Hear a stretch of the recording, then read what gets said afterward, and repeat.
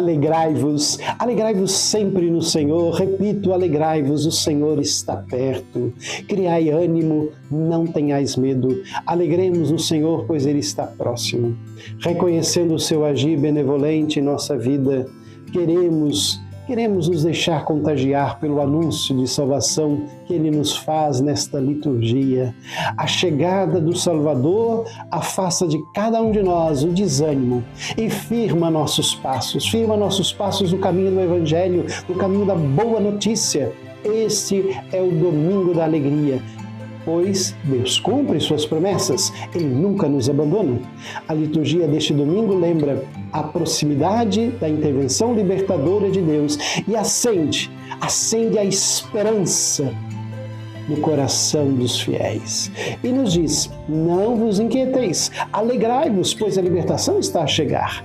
Alegre-se a terra que era deserta, intransitável, exulte a solidão. Essa é a mensagem de esperança que ecoa neste terceiro domingo do Advento, domingo da alegria. Alegria que nasce da certeza de que o próprio Deus nos salvará da percepção dos sinais do reinado de Deus, nos gestos libertadores de Jesus e no anúncio da boa nova aos pobres. Alegria que é sustentada pela certeza da vinda do Senhor. Para vivermos este tempo novo do reino e da graça, cada um de nós é convidado também a exercitar a audácia profética de João Batista, buscando discernir os sinais divinos, mesmo em meio aos conflitos, mesmo em meio à correria, mas principalmente cultivando a comunhão, vivendo a alegria de experimentar esse grande amor divino que sempre nos exorta a criar ânimo e não ter medo. Aproxima-se a festa da vinda do Senhor. Por isso, a celebração deste terceiro domingo do Advento é uma exultação de imensa alegria, porque aquele que esperamos, na verdade, já está conosco, em nosso meio. Ele mesmo vem para endireitar nossos caminhos, para nos conduzir à festa do seu Natal, num grande sinal de sua manifestação no meio dos pobres, humildes, sofredores, a comunidade.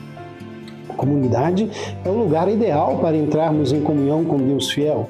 Participando dela, vamos descobrir que existe uma esperança para os pobres, para os desanimados, os cativos, os prisioneiros. Por quê? Porque o Senhor está fazendo germinar do nosso chão as sementes da vida nova. Ao acendermos a terceira vela da coroa do Advento, somos tocados por alegre júbilo pela proximidade da vinda do Senhor. Alegrai-vos, Ele está bem perto. A liturgia deste domingo lembra essa proximidade, mas acima de tudo lembra que Deus não nos abandona, Ele está conosco, caminha conosco. Ele vem dizer ao nosso coração para não nos inquietar, para termos a confiança e nos entregarmos inteiramente a Ele. A primeira leitura do livro de Isaías anuncia a chegada de Deus para dar vida nova ao seu povo, para o libertar e para o conduzir num cenário de alegria, de festa, para a terra da liberdade. É um hino à alegria, destinado a acordar a esperança, a revitalizar o ânimo dos exilados, a recordação dessas maravilhas realizadas por Deus durante o Êxodo, fundamenta a esperança dos profetas, a esperança dos salmistas e a nossa esperança. O Senhor se manifestará de novo, não de maneira espetacular ou com intuito de vingança, não, mas para nos curar. Curar do quê? Da cegueira, da surdez e de tudo que paralisa. Depois de curado, poderemos sim caminhar com alegria pelo caminho da liberdade e recuperados seguindo os seus passos. Para os otimistas, o nosso tempo é um tempo de grandes realizações, de grandes descobertas em que se abre todo um mundo de possibilidades ao homem e à mulher. Para os pessimistas, o nosso tempo é um tempo de sobreaquecimento, aquecimento global, de subida do nível do mar, da destruição da camada de ozônio, de eliminação das florestas, de risco de holocausto nuclear, de guerras, de conflitos, de violência. Para uns e para outros é tempo então de desafios, de interpelações, de procura, de risco. Como é que nós nos relacionamos com este mundo? Será que vemos-lo com os olhos da esperança ou com os olhos negros do desespero? Os fiéis não podem, contudo, esquecer que Deus está aí. A sua intervenção faz com que o deserto se revista de vida e que na planície árida do desespero brote a flor da esperança. É com esta certeza da presença de Deus e com a convicção de que Ele não nos deixará abandonados nas mãos das forças da morte que somos convidados hoje a caminhar pela vida e a enfrentar a história.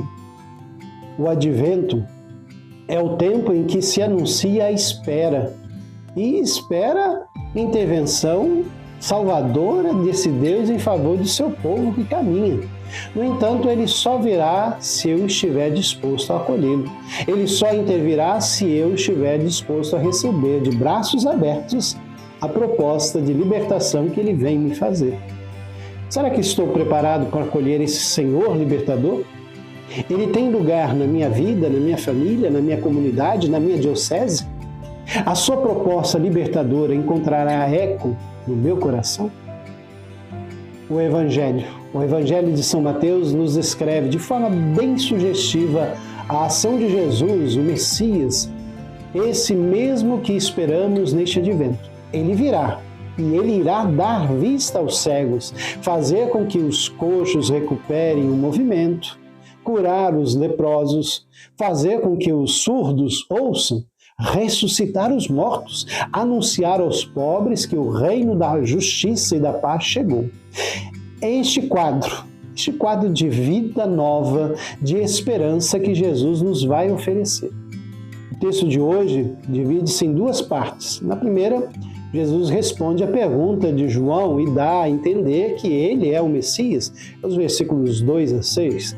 E na segunda parte, temos a aparição que o próprio Jesus faz da figura e da ação profética de João, dos versículos 7 a 11. O texto evangélico identifica Jesus com a presença salvadora e libertadora de Deus no meio dos homens e mulheres.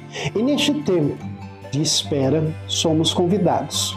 Somos convidados a aguardar a sua chegada, com a certeza de que Deus não nos abandonou, mas continua a vir ao nosso encontro e a oferecer-nos a salvação. Os sinais que Jesus realizou, enquanto esteve entre nós, têm de continuar a acontecer na história. Agora são os discípulos de Jesus que têm de continuar a sua missão e de perpetuar no mundo, em nome de Jesus, a ação libertadora de Deus. Os que vivem amarrados ao desespero de uma doença incurável encontram em nós um sinal vivo do Cristo libertador que lhes traz a salvação. O Salmo responsorial, o Salmo 145, 146, é o cântico dos oprimidos, dos aflitos, dos indefesos, que reiteram sem cessar a sua confiança em Deus. Vinde, Senhor, e salvai-nos, vinde salvar-nos, Senhor. A segunda leitura da carta de São Tiago nos convida a não deixar que o desespero nos envolva enquanto esperamos e aguardamos essa vinda do Senhor com paciência, com confiança.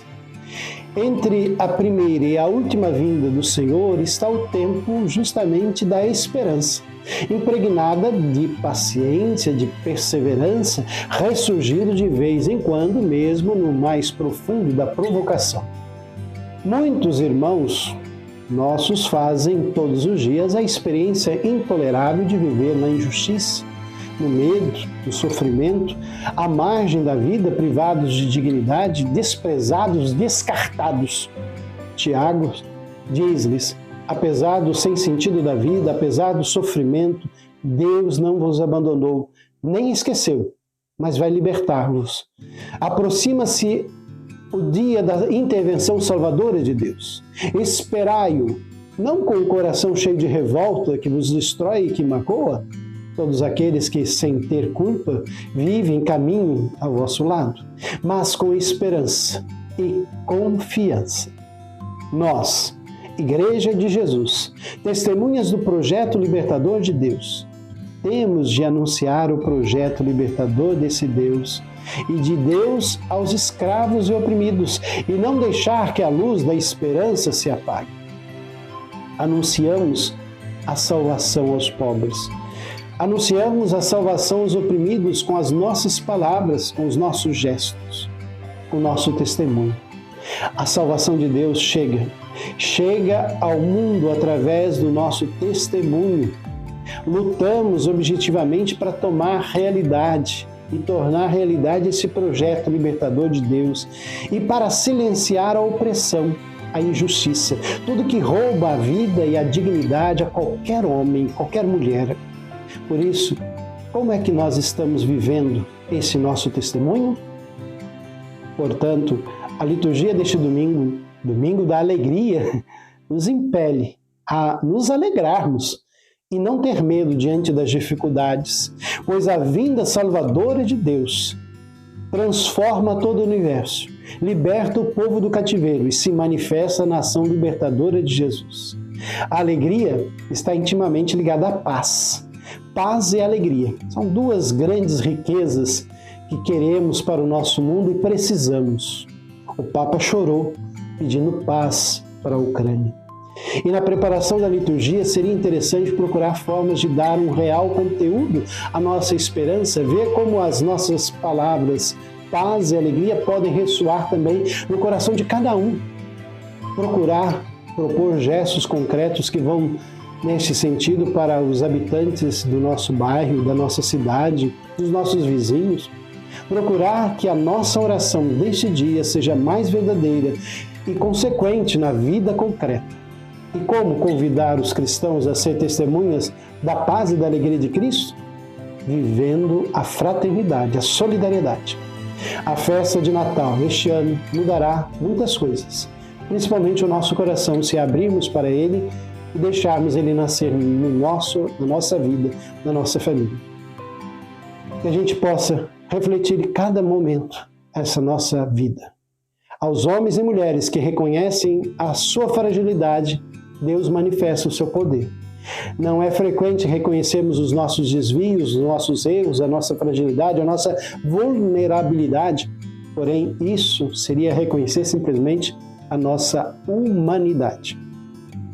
Os pais não pedem a honra a reconhecer diante dos seus filhos que enganaram, que erraram, mas que amaram. A igreja não se rebaixa ao reconhecer os seus erros do passado, ao contrário, eleva-se. Os cristãos não se entristecem ao reconhecer o seu pecado, ao contrário, dão a Deus a alegria de os perdoar. Deixemos Deus manifestar esse seu poder, concedendo a cada um de nós o seu perdão.